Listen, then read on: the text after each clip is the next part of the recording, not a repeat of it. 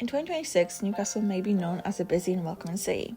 However, in 1817, people would have said otherwise, and the result of those actions in the 19th century make our city quite haunted now.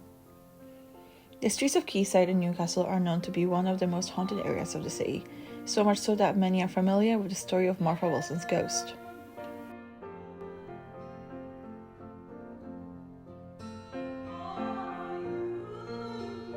The story behind one of the most famous ghosts of Quayside is the ghost of Martha Wilson, who was a young woman who lived a life plagued by depression.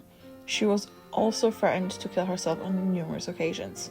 Recently widowed, Martha faced more struggles as she was not able to accept her husband's death. Martha was last seen on April 13th in 1817 when she left her house to buy some tobacco.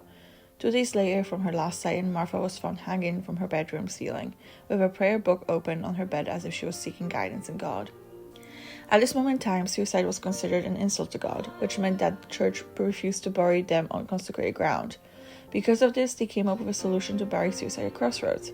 This was because it was believed that the ghost would be confused and would not be able to find their way back home. Her body was buried by parish officers at Crossroads, near Ridley Villas on New Bridge Street, and became last suicide to be buried there.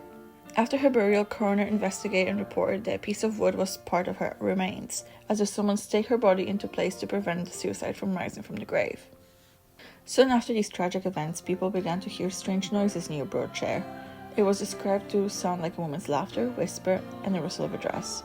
Many believe that this is Martha's ghost, unable to rest due to her improper burial, and that she will continue to haunt these streets of Quayside. She has often been described as a silky ghost because of the sound of her silk clothing brushing past people, which is heard on multiple occasions around Quayside. To test this theory, we ask a young woman who walks to Quayside every night after work if she has experience with Martha.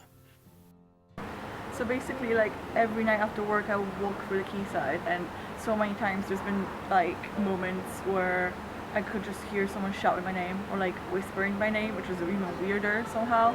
And then there's been a few times that I just felt something brush past my legs, like a dress, but obviously there's no one there wearing a dress.